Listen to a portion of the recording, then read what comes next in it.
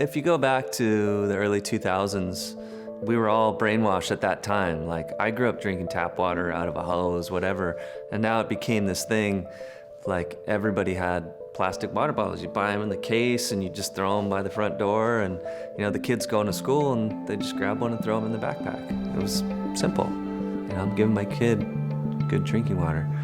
But, you know, nobody realized the after effects, right?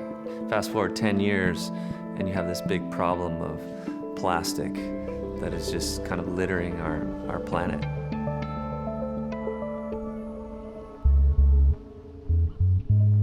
We started the foundation in 2004, really just to empower kids and educate kids about the environment and give them the opportunity to make great choices.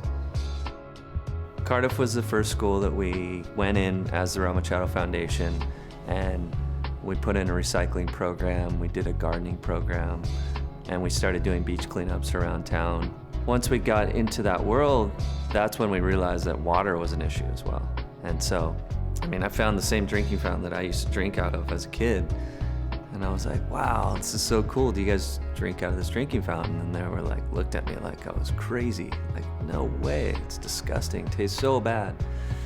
And I was like, And then I started looking around and every kid had a plastic water bottle. And I was like, okay, so this needs to change. And that's triggered this whole thought process of bringing good, clean drinking water to kids. I mean, we've now installed over 40 refill stations across San Diego and Orange County, elementary schools all the way up to high schools. It was such a great fit for us to partner with Rob, especially to give back to this local community and the kids. Fiore is making a strong effort to keeping a clean environment here in Encinitas and hopefully globally as well. The Rob Machado Youth Council is one of the pillars of the foundation. It's basically a bunch of high school kids trying to convince their peers that they should care about their planet and their home and to get involved. I can't really complain about the environment if I'm not going to do anything about it. I know that if we continue on this destructive trend, then nothing good will come from it. I've always been really connected to nature and the ocean, and I just feel like it's my duty to do whatever I can to protect it. I just think back to the amount of kids that we've had a positive effect on.